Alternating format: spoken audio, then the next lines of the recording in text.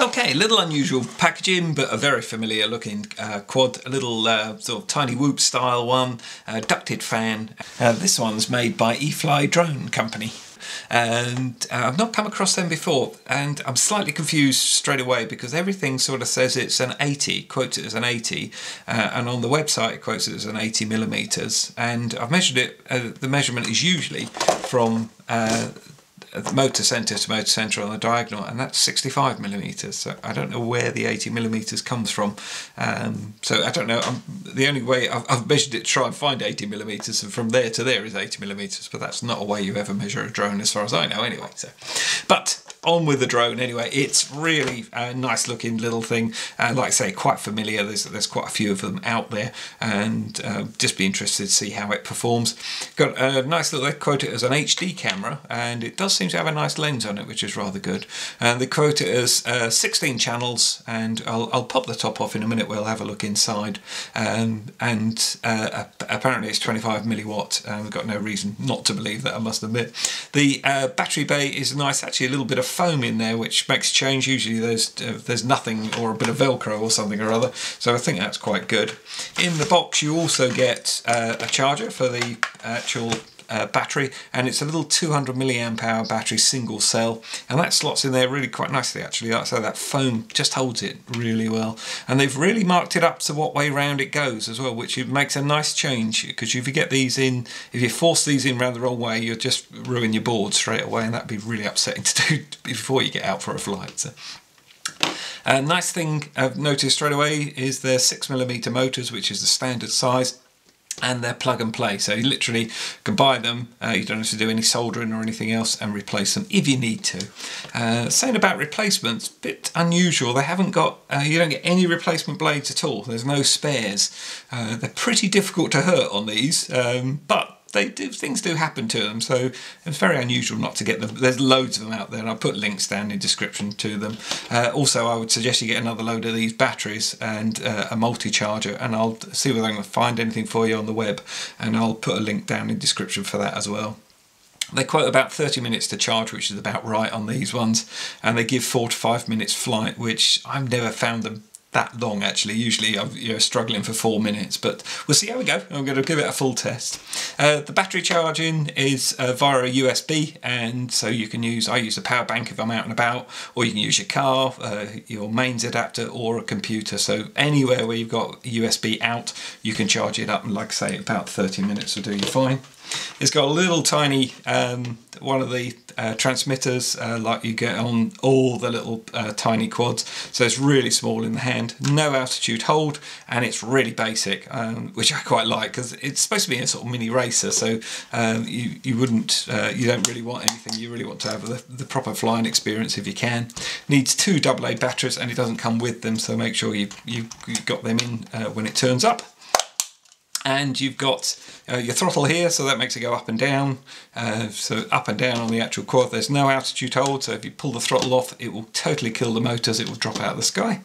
If you push it to the right, the quad will turn to the right, like that, and that's called yawing. Push to the left, turns to the left. This is your direction ones. Push it forward, and the quad will go forward, and the front of the quad is where the camera is. Backwards, that's called pitching. Roll to the right and roll to the left, and basically it will then move to the right and move to the left. Like I say, really simple transmitter. These ones here are for adjusting the trim on the direction stick, which is this one, and it's got 2 rates, and to change rates you simply press this down. You heard the click there, and that will put it, it will beep twice, means it's in second rate. Press it again, it just goes back to first rates, and this is a flip button here. You press this and then you choose what direction you want it to flip in.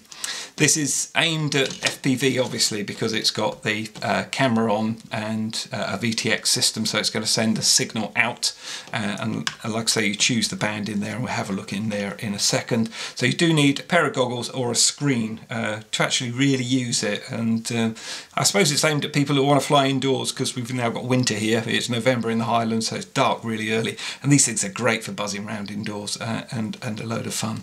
And it doesn't fly acro, so it can only fly with stabilisation on, so when you let go of this stick it will automatically stabilise. So. The other thing I really liked about it, and made me sort of go for it, to be perfectly honest, is it says it binds to any FlySky I series transmitter. So I've got my old Eachine i6 here. This goes back a long time, as you can see by the dust of the poor thing. But great little transmitters for what they are. So if you've got one of these, then it is going to be good fun. But I'm going to fly it first of all on the transmitter they supply. Okay, so I'm just going to run through a little couple of extra bits on the transmitter itself. You can turn the quad on first of all, or the transmitter, makes no difference at all. And the bind procedure is pull the throttle down to the bottom, go up and then back down. This will stop flashing and you can see we're bound to the actual quad there. If you want to calibrate the gyro, and I suggest you do if you've had an accident, or actually if it's your first flight, always a good idea, pull both the sticks down and in like that and you get flashing LEDs and that calibrates the gyro. So the quad must be sat on somewhere level and don't move it while it's doing it. And another nice thing with, if I've give it a little bit of throttle that's just doing something, if I kill the transmitter, so basically turn that off, or if you lost signal suddenly it will just drop really quickly. I would say in about a second. Now that's quite quick actually. Some of them can be about 5 seconds, which means it can fly quite a long way in that. And the other nice thing about it is you get sticks with it already assembled, but you can pop them off and they come with the buttons as well. So it's up to you what sort of style you want to use your transmitter in. But I'm liking the package so far. Okay, really simple to take apart, as most of them are. Little one screw in there, take it out with a little Phillips screwdriver, and then it just unclips on the side. And this one again is nice, plug and play, which is really good. A lot of them you have to solder these on, and they're usually a bit of a pain. And usually this is held in with hot glue, and again screwed in. So I actually like the construction. You know, it's nicely done to make any modifications to it, I think. Anyway, having a look inside, I'm pretty sure it's a 32 channel VTX in there. Just pop a little bit of power on, so pop the battery on just to get it going. There we go. And as you can see, got nice little LEDs actually. Sometimes they don't even have anything, and it's red at the back and they're sort of light, white, almost blue at the front, which is rather nice. If you wanted to gain distance, you could take this aerial out drill its little hole and pull it back out. I honestly don't think I'll bother, because I'll just be flying it close to me. I've never really bothered with doing the antenna mods, but it's quite simple to do if you felt you really needed to. And if you want to change channels or bands, as you can see in there, hopefully you can see the LEDs there, it's short press and you can change it, and then if you hold it down, long press and then let go, you see the blue ones now moving. There we go. So hopefully you can see that in there. Yeah, so all looks pretty good. Let's get that battery fully charged and out for a flight. Okay, so we have a really windy day today, but it's not too bad down here, but this should give this a little bit of entertainment. Just going to see how we get on. Line of sight this time, just and with this stock transmitter. Let's see how we go. Well, it's fun already. That's in low rates. Whoa, it struggles to get up. Actually, the LEDs are pretty good, actually. Yeah, some of these are useless on the LED, so I'm going to pop it up into 2, I think. There we go. Wait, that's much better. It really is an indoor flyer, but it's coping quite well. You can see which way the wind's sort of blowing, because it's struggling. That way, and then it sort of gets a bit of a move on this way, but not a terrific amount. Let's see it flip. Oop. Whee, sort of flips. Let's see if I can manually flip it. Whoop, oh! It recovers well. I'm giving it loads of throttle, it really is struggling. And it is freezing out here today.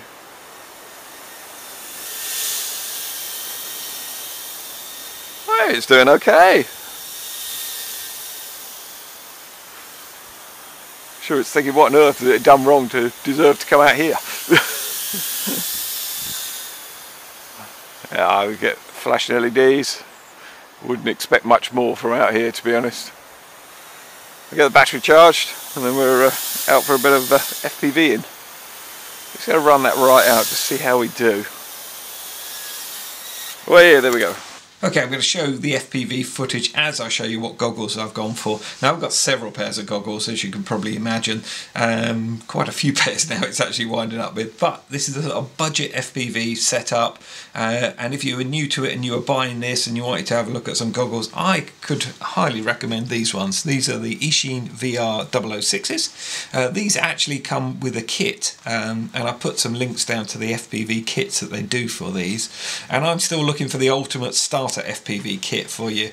I'm still looking around, still traveling around, and they'll still keep coming, so I mean they're always going to be developing these things. If you get these goggles in a kit, you get the single antenna. If you go for them, buying them separately, and I put a link again down in description for you, you get dual antennas. Now I don't have any with dual antennas, but I tell you what, these are damn good with a single, so the dual is just going to be better, I think.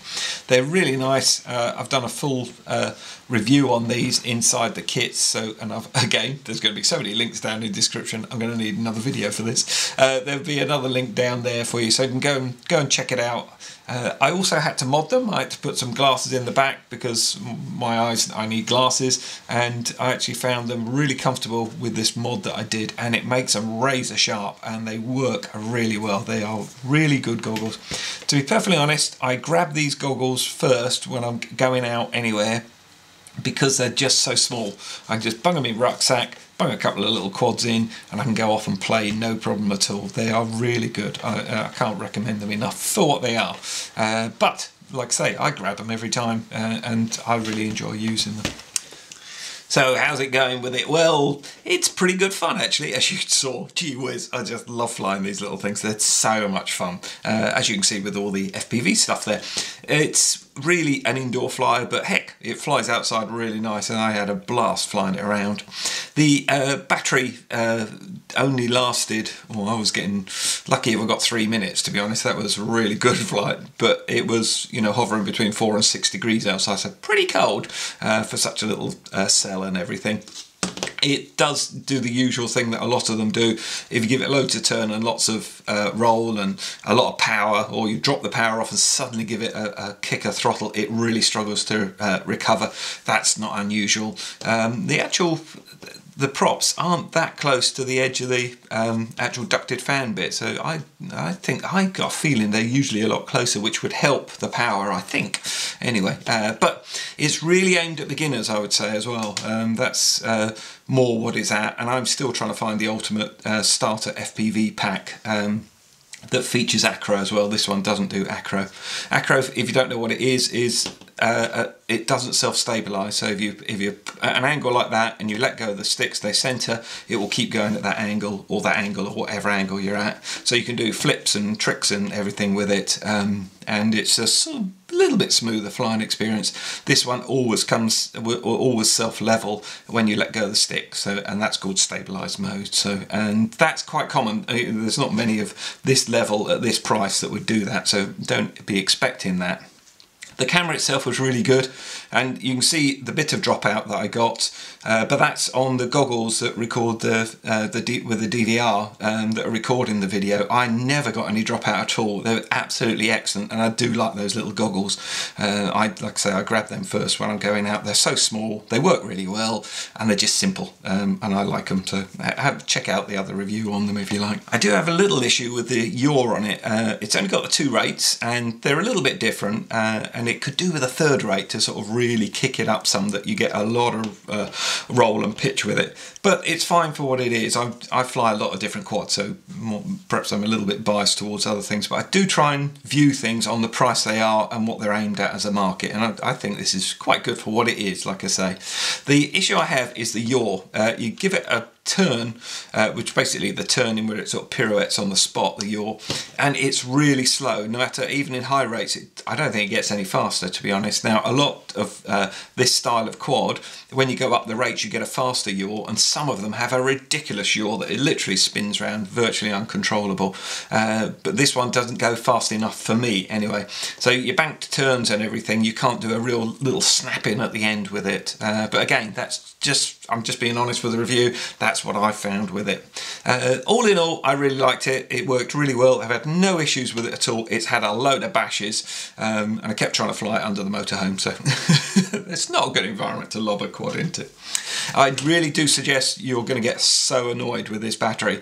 It takes about 35 minutes to charge, and then, like I say, you're getting like 3 minutes flight time sort of thing. Perhaps indoors you might get 4 minutes because it'll all be warmer and everything, but I would be looking at 3 minutes average sort of thing. That's quite normal for these sort of size with this battery on it. You really need to get this little pack here, which I actually got with another quad, but you can buy these, and I put a link down in the description for you. Got a multi-charger there, and you get 5 batteries. Well, I'll put the links in. You basically buy these 5 batteries and you buy this multi-charger. You really want the multi-charger because it charges them all up, and from memory I think it's about half an hour, 40 minutes, something like that, and it charges them all, which is really good, which means you then have 6 batteries, so you get loads of flight time. So and that's what you're going to be into. The waiting the 30 minutes for a 3-minute flight gets really annoying really quickly. So that's what I would highly recommend. My disappointment with this was this. I really thought this and this would be a different experience and much smoother. When I look back at the footage, honestly, I could hardly tell the difference with flying it with this. Yes, it doesn't feel quite so nice in the hand and everything, but if you are just thinking of just trying this out, giving the hobby a go, and you don't even need the FPV goggles to start with, you could just actually learn to fly line of sight. I really wouldn't be interested in buying the i6. It didn't give me a much better experience by any means, and I didn't do anything on the i6 that I couldn't do on this, and this isn't the best transmitter in the world, but it just didn't give me any game. So again, sorry, I know there'll be people screaming at the computer saying how wonderful the i6 is, and it is usually. This time it didn't work, so hey, that's just the way it is. Hope you enjoyed the review. I certainly enjoyed flying this. I've got my batteries all charged up, so I'm off for another fly. Have a good look around the channel. There's lots of different things happening on it, and if I see any offers and specials, I pop them up as well. So thanks for watching.